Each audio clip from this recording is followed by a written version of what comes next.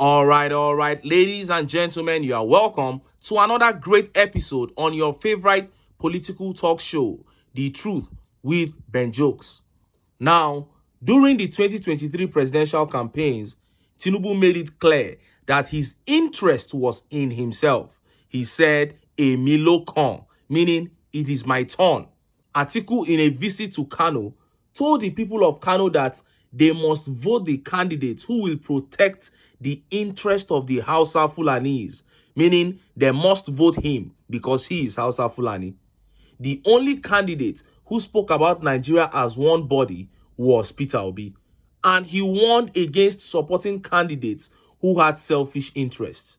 And you know the story. Obi won by popular votes, but the powerful men, especially those from northern Nigeria, made sure that the process was manipulated. But like they say, when the sky falls, it is not one man's problem. After just 7+ months into the Tunubu administration, the nation has become problematic to every Nigerian in one way or the other. The economy is close to total collapse, and for the very rich who aren't bothered about the economy, insecurity is a major worry. Former Senator Shehu Sani spoke of how two of his friends who are lawmakers narrowly escaped kidnappers on the Abuja-Kaduna highway. As for those northern governors who are able to conveniently go through this regime without fear of kidnappers or the bad economy, Tunubu is now witch hunting them using the EFCC. The EFCC, a parastatal formed to sanitize the system, has now been reduced to a political tool. But you already know that these northern governors will not go down easily. If at all, they will. They are now fighting Tinubu and the EFCC back. As a matter of fact, they have contracted very strong northern groups to begin to openly attack the EFCC. And this gives me great joy because it further divides the APC. Before I show you one of the open letters written to the EFCC by this northern group, let me quickly show you the latest rancor between Tinubu's wife, REMI Tunubu, and Nigerians. Look at how the papers reported it. REMI Tunubu advocates for intense prayer to combat insecurity while moving in bulletproof cars, armed security. Nigeria's First Lady, Oluremi Tunubu, who safely moves around in bulletproof cars with a heavy armed security detail, has urged citizens to continuously pray for Nigeria to overcome insecurity ravaging several states.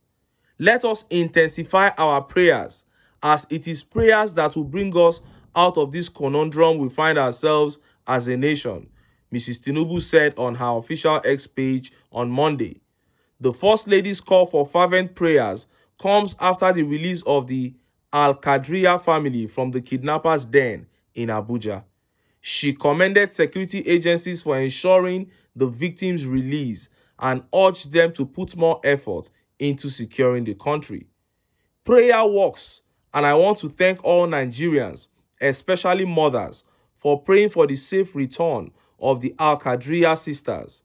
Let us, however, not relent in our prayers. I commend our security agencies for their efforts and urge them not to relent in combating insecurity in our nation, Mrs. Tinubu stated. 5 of the 6 sisters of the family who were kidnapped 2 weeks ago by terrorists in the Buhari area of Abuja finally regained their freedom on Saturday. One of the 6 sisters had earlier been killed when the demanded ransom was yet unpaid. You heard that? Nigerians should continue to pray relentlessly, fervently, while you ride in bulletproof cars with heavy security. And look at how Nigerians reacted. Look at some of the tweet reactions. And this tweet here by Olatunji says, "This woman is shameless." Before Uncle, politicians know no shame. And this tweet here by Adewumi says, "Orin yin ti gbale ma." This means that mentally you are malfunctioning. For you to be calling for prayer at a time that we need transparency and actual practical solution to issues, you are calling for prayers.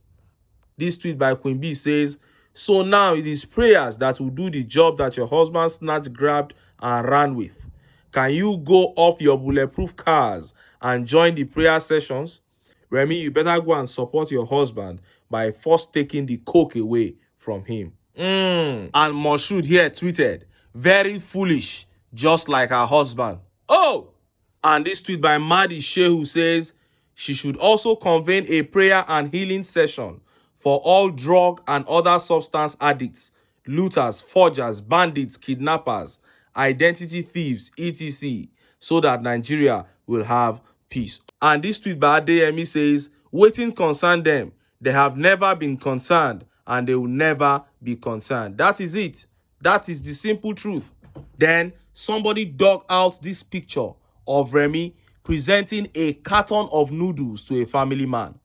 This is a billionaire's gesture to a poor family. What a shame. This is pure bondage. Nigerians are in pure bondage. And young Nigerians from the north, southwest, southeast, and southern Nigeria must put sentiments aside and rise against these old elites to regain their freedom. Now, let us look at the update highlighting the Cold War between northern elites and the Tunubu administration. Look at how the papers reported it. Stop targeting our politicians in corruption probe. Northern groups warn EFCC. Two prominent northern groups have issued a strong warning to the Economic and Financial Crimes Commission, EFCC, against what they perceive as a bias against northern politicians in recent corruption investigations. The Northern Elders Progressive Forum, NEPF, and the Northern Professionals Development Group, MPDG, expressed their concerns in a joint communique following a two-day meeting on national issues. The groups took specific issue with a recent report in the Punch newspaper titled EFCC Revives 13 Ex-Governors 772 billion naira fraud cases, which listed several northern politicians among those facing corruption allegations. The communique signed by NEPF chairman Dr. Usman Sani and read by NPDG Secretary Comrade Yusuf Abubakar Dingyadi stated, "We are dismayed with the recent reports and publication by the Punch newspaper titled EFCC Revives 13 Ex-Governors 772 billion naira fraud cases, in which it published names of certain political leaders and individuals with alleged accusations of amassing public wealth illegally without recourse to due process and rule of law. Most painful to see even the 7 political leaders are not spared. Example of Dr. Bello Metawale, who has served Zamfara State meritoriously, honestly, diligently, and transparently, but his name was involved in this conspiracy by some hidden forces with the intention to destroy his good name and service rendered for the progress of his state and the country at large. However, we advise EFCC leadership to denounce the Punch publication and bring out a bond of assurance by ordering those petitioners, characters, who allegedly accuse those mentioned by the Punch newspaper and many others to come out publicly and sign to pay compensation to those accused if after investigation and court process were found innocent from such allegations. The commission should not allow itself to become a tool of political vendetta, blackmail, or intimidation against any individual through personal grudges, persecution, and campaign of calumny to tarnish the image of certain personalities or any perceived political enemies of the characters hiding behind their executive power to unleash allegations through media for public consumption and sympathy. There are groups of people who are allegedly sponsoring such sinister motives against some of the political leaders mentioned in the Punch story in order to tarnish their reputation. Those affected are Senators Adamu Abdullahi, Danjuma Gone, Rabiu Musa Kwankwaso, Aliyu Magata Karda Wamako, Dr. Bello Muhammad Metawale, Sule Lamido, amongst others. Now, these ex and serving northern governors believe that the attack against them is coming from someone hiding behind executive powers. Are they referring to Tunubu? The answer is yes. Another question is, are they innocent? The answer is no. These governors are actually corrupt. So why are they calling it a witch hunt, you may wish to ask? Because all of them are corrupt alike. So if EFCC leaves Fashola, leaves Fayemi, Aregbesola, and they are after Danjuma Gone, they are after Metawale, Abdullahi Adamu, then the northern part of the APC begins to feel attacked. And two strong northern groups have fired a warning at EFCC in response to that feeling of attack.